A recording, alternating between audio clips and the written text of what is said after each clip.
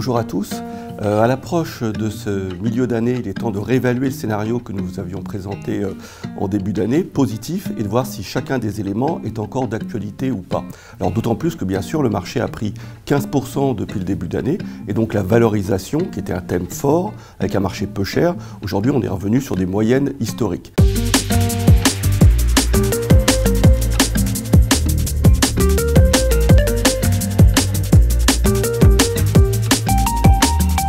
Le point quand même, c'est que l'année dernière, les résultats des entreprises avaient pris 15% et le marché avait perdu 10%. Et donc finalement, c'est juste un rattrapage qui a eu lieu parce qu'il y avait un sentiment très négatif des investisseurs.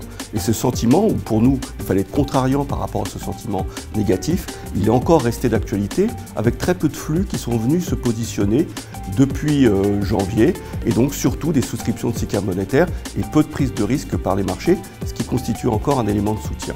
Alors il y a différents éléments pour lesquels nous étions haussiers. La Chine, la réouverture de la Chine, on voit que ça ne se passe pas extraordinairement bien. On le voit au niveau des importations chinoises qui finalement restent relativement faibles.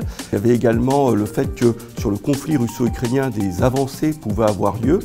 Et là, on voit bien qu'en termes de la Chambre des représentants qui a basculé sur le front républicain, ça a plus été la question du plafond de la dette qui a été évoquée qu'une modification sur ce conflit russo-ukrainien.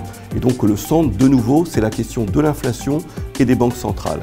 Alors pour nous, c'est un élément simple. L'inflation allait baisser rapidement de 10 à 4%. Et ensuite, ça allait être un peu plus compliqué avec les questions d'effet de second tour sur le passage de hausse de salaire. Donc tout le débat est là-dessus.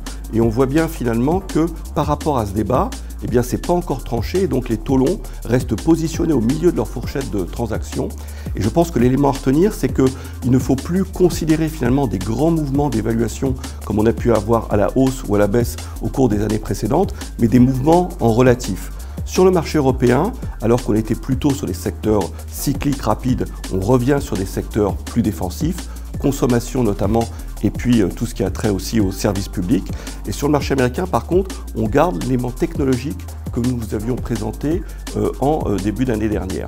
Et ce qui est intéressant sur ce mouvement-là, c'est, vous l'avez entendu parler, c'est tout le débat autour de l'intelligence artificielle. Et aujourd'hui, finalement, le marché joue en relatif les valeurs positives ou négatives par rapport à ce thème, plutôt que les grandes tendances et les grands mouvements que nous avons pu avoir, par exemple, au cours de ce premier semestre.